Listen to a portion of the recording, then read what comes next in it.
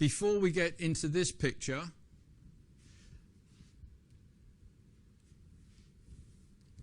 I'd like to just explain something from the beginning about investing in a bond.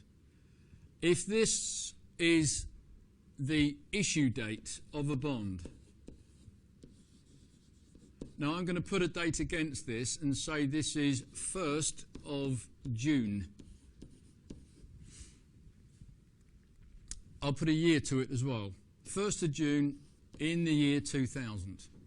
This bond, let's say, has a lifetime of 20 years. So on the 1st of June,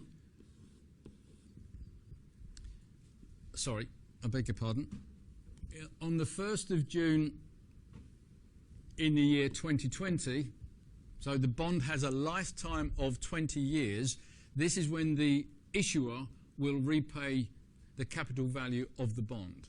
In between, let's assume that what you've got on these dates here, which is again going to be the 1st of June, firstly in 01, 02, 03, etc., but on the 1st of June in every one of those years, the issuer is going to pay interest, otherwise known as coupon, at a rate of 5%.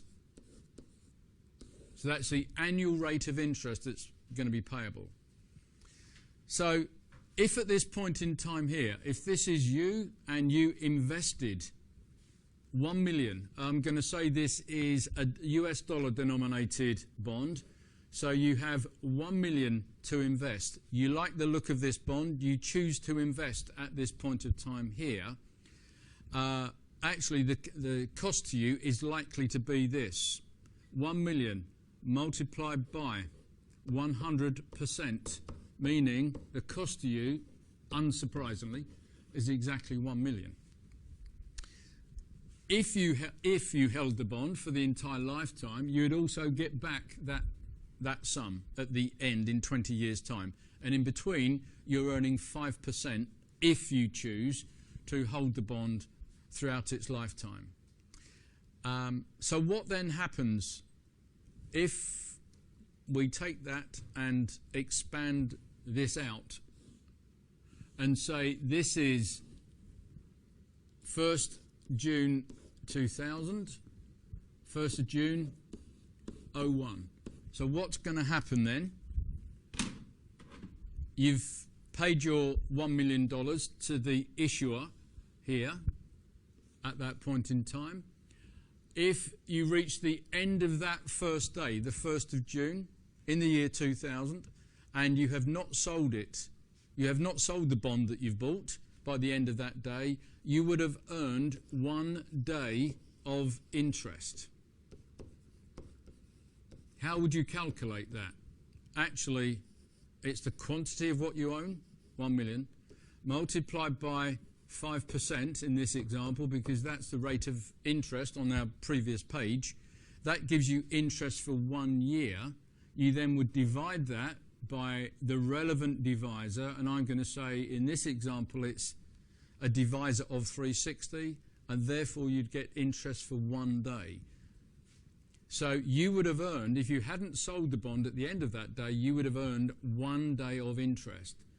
You would assess that day by day by day by day, and let's say you continue to hold the bond until this point here, and this is when the issuer actually pays you the cash. How much would you earn? 1 million at 5% is what you'd be paid here.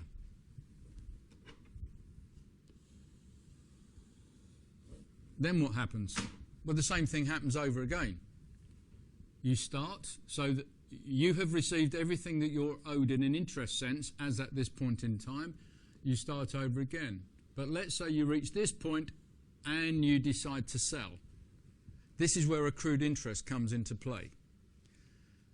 So what is accrued interest then? It is the mechanism by which the market compensates sellers for interest earned but not received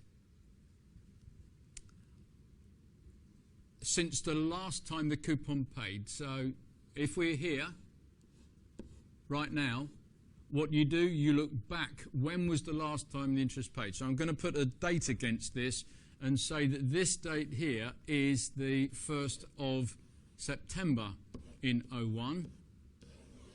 You look back. When was the last time the interest paid? 1st of June. How many days have elapsed since then? 90 days. So actually, that is 1/4 of the entire coupon.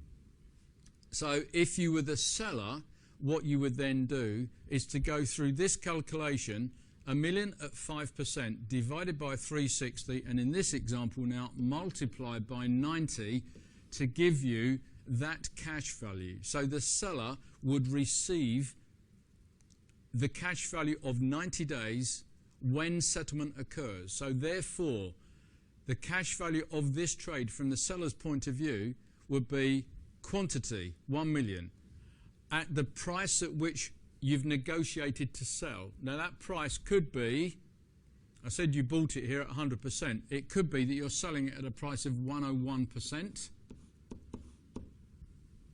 So 1 million at 101% gives you the gross consideration plus 90 days of accrued interest. So the cash value of those 90 days needs to be added. The seller would therefore receive the combination of the gross consideration plus the accrued interest. Who are they going to get that from? The buyer. So the buyer needs to go through the same process and needs to calculate it the same way. Is there scope for miscalculation? Yes, there is, unfortunately. So, but can you automate this calculation? Yes, you can, because you would typically set up within your static data for this particular bond the details of when the coupon pays, how frequently it pays, so in this example 1st of June, annually. The coupon rate, as we know, is 5%. The day count and divisor convention, which in this example is 30 over 360. That's 30-day months, 360-day a year, which is how we got to the 90 days here. The importance of this in terms of its monetary value should not be underestimated. If you had a trade, admittedly a large trade, of 100 million quantity with a 5% coupon, and you were towards this end, so you were almost at the next coupon payment, the value of the accrued interest alone would be approaching $5 million US in our example. So this is really something that really must be focused on and ensure that you get it right. Just to explain this picture, which sums up, I think, what we were just describing. So using the same dates here, 1st of June, so this bond pays interest annually on the 1st of June. If this here is the first time that we buy this bond, and we're buying a quantity of 25 million,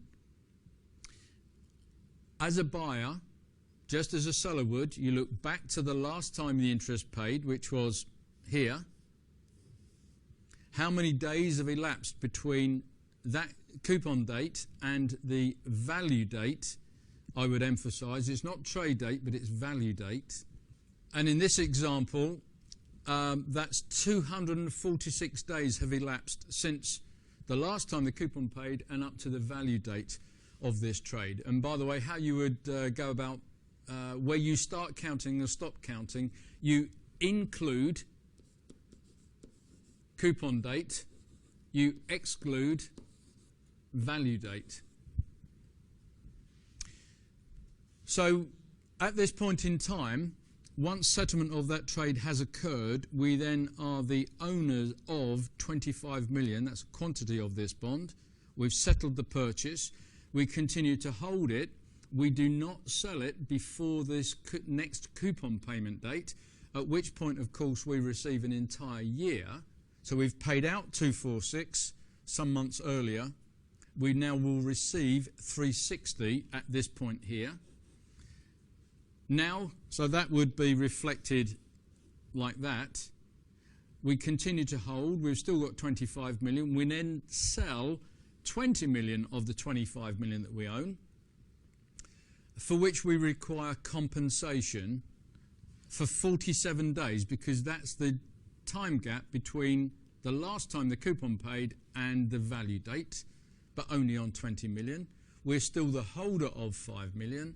We continue to hold that. We don't sell the bond until after the next 1st of June, at which point we receive, so if I put plus 360 there and also plus 360 here, we then will have received the full year's coupon on 5 million. We're still holding the 5 million as at this 1st of June, and then we sell those 5 million just 2 days into the new coupon period, at which point the buyer would pay us an additional 2 days of accrued interest. So hopefully this enables you to see how accrued interest and coupon dates actually work together. But the main point about this is to say that when you execute a trade in an interest-bearing bond, it is essential that you calculate accrued interest and that that is done accurately.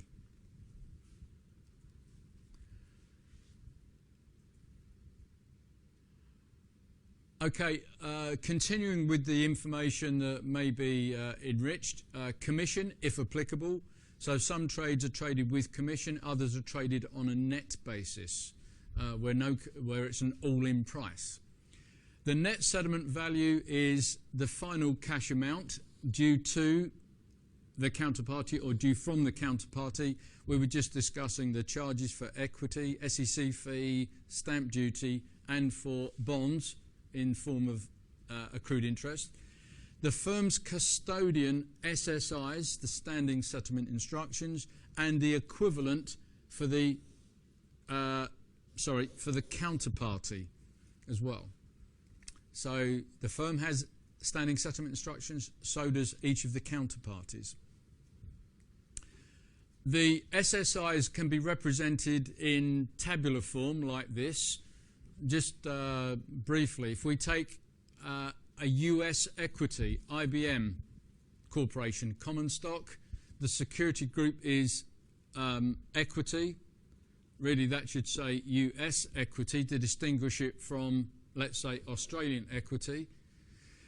Our custodians that we're using for securities and for cash, as you can see here, this is one and the same account, and that's important because we will see when we are attempting to settle this trade that we want to settle it on a simultaneous exchange basis. Therefore, it's very important that the securities account that we are using and the cash account that we are using are one and the same account. If we look at an Australian security, we're using an Australian custodian here, completely different account numbers from Bank of New York that we use for US equity. We are using Westpac Banking Corp in Sydney. The counterparty is using JP Morgan in Sydney. Completely different account numbers as well, as you would expect. But the same thing, the same concepts apply to whichever, whether we're talking of equities or bonds, and whichever marketplace we're referring to, the same concepts apply. This next bit, though, is extremely important, the settlement basis, and by that I mean the way in which the trade is actually going to be settled. Simultaneous exchange is commonly known as delivery versus payment, or DVP for short. It is essential that this is utilised wherever possible, because DVP basically means this. If I'm the CSD, which is actually where settlement is going to occur, if that's the seller and that's the buyer, then simultaneous exchange needs to occur like this. This means from the seller's perspective that they are not required to deliver the securities without receiving the cash. From the buyer's perspective, they're not required to make the payment of cash without receiving the securities. Truly simultaneous. That means that, not that, or that. This is what DVP means. And that's therefore for the protection of the interests of both seller and buyer. The alternative to DVP is free of payment, which we'll be talking about later on, but as a firm we wish to try and minimise the number of free of payment settlements because that implies risk.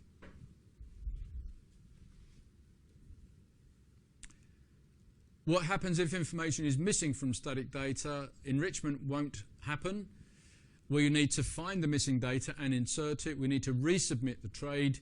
And until that happens, the trade cannot be successfully processed. And this, therefore, will mean that it's been processed on a non-STP way, which means manhandling it. It means additional time has been taken.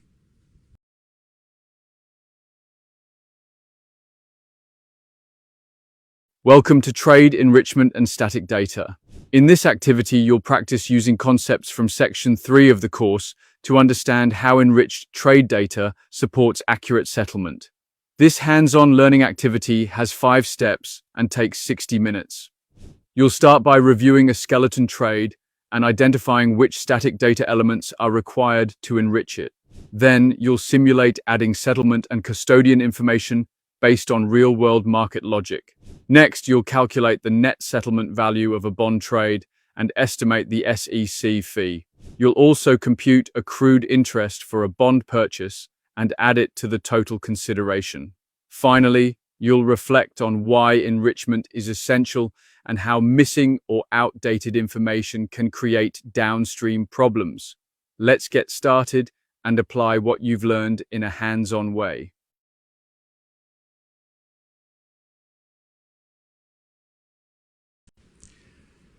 Okay, let's now talk